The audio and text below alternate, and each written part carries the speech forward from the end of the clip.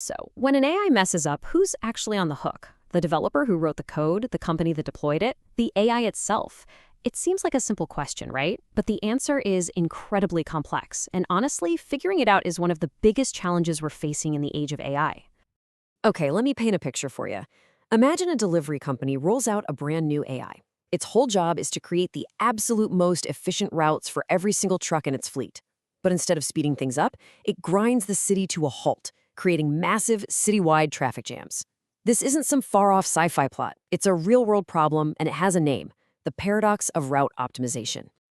So, why on earth does a system built for perfection fail so spectacularly? Well, this table really breaks it down. It shows this collision between the clean, theoretical model in the computer and our messy, unpredictable reality. The AI thinks it has perfect data, but in the real world, addresses are wrong. Geocoding is faulty. It totally ignores the driver's human knowledge. You know, that gut feeling that tells you a certain road is just a nightmare at 5 p.m.? The AI plans for a static world, but it can't handle a surprise road closure or an accident. And here's the real kicker. It optimizes for each individual vehicle, not the whole system. So if the most efficient route for 100 different vans happens to be the exact same narrow street, well, you've just created your own traffic jam. This whole phenomenon is explained perfectly by something called Goodhart's law. And it's a simple but powerful idea. It basically says that when a measure for doing something good, like, say, route efficiency, becomes the only target you're aiming for, it stops being a good measure of success. You end up hitting the target but completely missing the point. A classic and kind of wild example of this is the cobra effect. Back when India was under British rule, the government in Delhi wanted to get rid of venomous cobras, so they offered a bounty for every dead cobra. The measure for success was simple: number of dead cobras. So what did people do? Well, they started breeding cobras just to kill them and collect the bounty. When the government figured this out and canceled the program, the breeders just released all their now worthless snakes. The cobra problem ended up being way worse than when they started. They hit their target, but the outcome was a total disaster. So, and this is the crucial point, this problem is so much bigger than just traffic jams. We're talking about a much broader category of these unintended negative consequences that we call algorithmic harms. And these harms can be really severe. We're seeing algorithms that reinforce existing biases, leading to things like people being unfairly denied for a loan.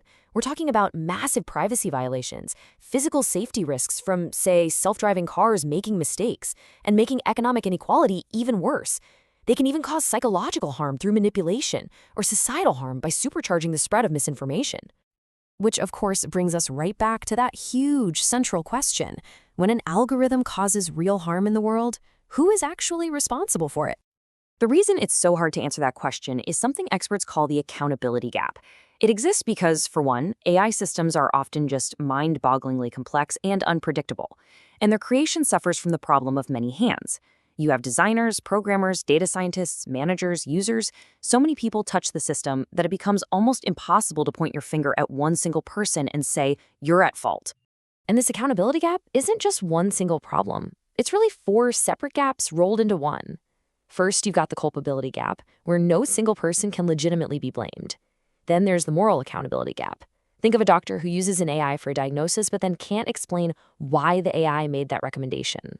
There's also the public accountability gap, where a city can't justify to its citizens why its AI system denied someone public benefits.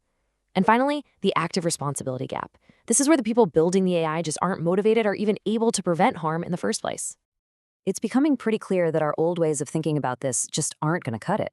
Trying to just program a simple do no harm rule into an AI is, as one source put it, a philosophical minefield. It's a classic human ideal, not a simple line of code. So, if we can't program an AI to be perfectly harmless, then what's the answer? Well, the solution requires a huge shift in our mindset. We have to move away from the impossible goal of preventing all harm and move toward a much more realistic and proactive approach: managing risk. And this new way of thinking really depends on a 2-part solution. First, you have to make causing harm expensive, creating a real incentive to manage that risk. And second, you have to give developers a clear, practical roadmap for how to actually do it responsibly. All right, let's dig into that first part, using legal liability to make sure safety is a priority from a market perspective. And this slide just perfectly sums up the culture change we need. For decades, the tech world's motto has been move fast and break things. The new mandate, driven by real-world liability, has to be first, do no harm. It's simple. When you impose serious financial penalties for foreseeable harms, you force everyone, from investors to developers, to think about risk from the very beginning. So how does this actually work? Well, first, you expand a developer's legal duty of care to explicitly include preventing these kinds of algorithmic harms. If they fail to do that, they face big financial penalties. But, and this is so important, there's also a powerful incentive to do the right thing. It's called a safe harbor.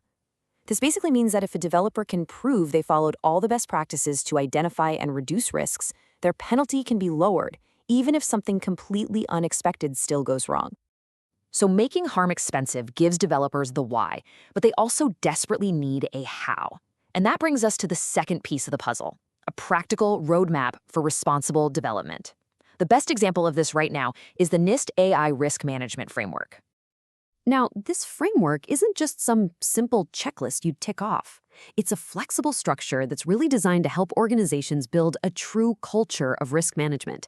And as you can see, it's all built around 4 core functions that work together in a continuous cycle.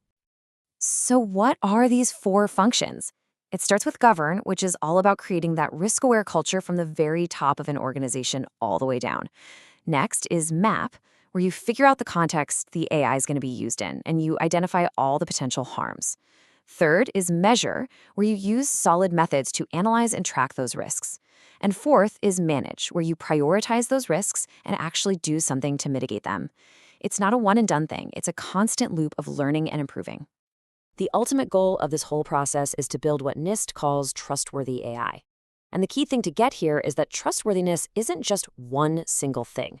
It's this careful balancing act between a bunch of different characteristics, making sure an AI is not just effective, but that it's also safe, secure, fair, transparent, and accountable. So, when you put it all together, it's clear that building responsible AI isn't a problem you can solve with a few clever algorithms or a couple more lines of code. It's just not that simple. It is a deeply socio-technical problem. It's born from this messy intersection of incredibly complex technology and our even more complex society.